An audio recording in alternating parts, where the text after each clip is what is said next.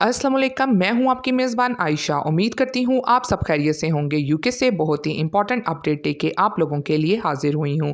हमेशा की तरह यही रिक्वेस्ट है कि वीडियो को लाजमी तौर पर लास्ट तक देखिएगा। अगर आप चैनल में न्यू हैं तो चैनल को सब्सक्राइब कीजिए, लाइक कीजिए और शेयर कीजिए। तो चलिए टाइम को वो स्किप कर बढ़ते हैं आज की अहम अपडेट की जानिब।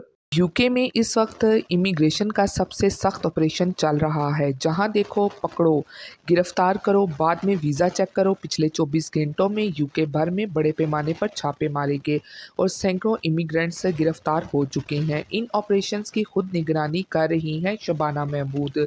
आखिर ये सख्ती क्यों? सिर्फ इमिग्रेंट्स के घर और कारोबार ही क्यों निशाना बनाए जा रहे हैं?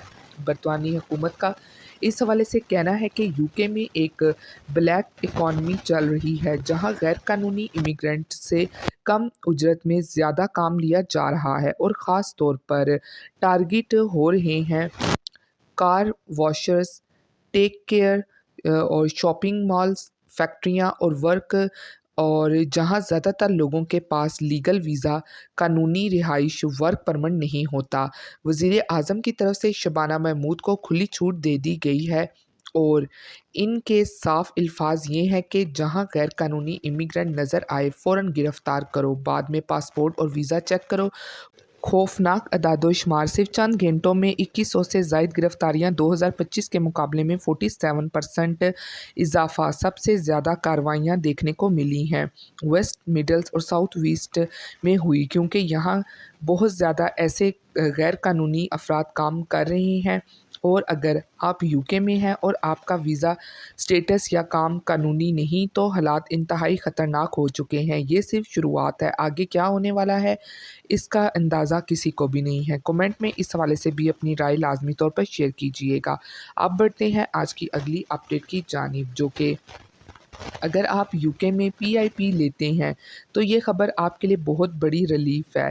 वीडियो को आखिर तक देखना, क्योंकि यूके डीडब्ल्यूपी एक बड़ा फ़ैसला करने जा रहा है। अब तक क्या होता था, पीआईपी लेने वालों को 9 महीने बाद ही दोबारा रिव्यू के लिए बुला लिया जाता था। बार बार फॉर्म, टेंशन, असेसमेंट। नया कानून कहता है कि अगर आपकी उम्र 25 साल या इससे ज़्यादा है और आप नई पीआईपी अप्लाई करते हैं तो अब आप कम से कम 3 साल तक कोई रिव्यू नहीं होगा, और अगर अगले रिव्यू पर आप अहल रहे तो फिर 5 साल बाद दोबारा चेक होगा। डीडब्ल्यूपी का कहना है कि पुराना सिस्टम लोगों को बिला वजह बीमार समझकर एक तरफ कर देता था।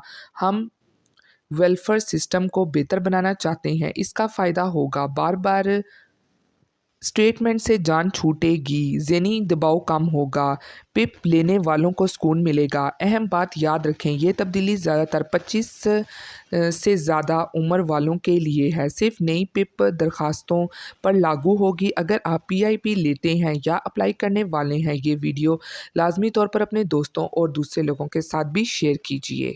तो ये थी आज की अहम तरीन अपडेट्स जो आप लोगों के साथ शेयर की गई। उम्मीद करती हूँ आपको पसंद आई होगी। इसी के साथ फिर मिलती हूँ लेटेस्ट अपडेट में। आप सब अपना बहुत ख्याल रखिएगा। Thank you.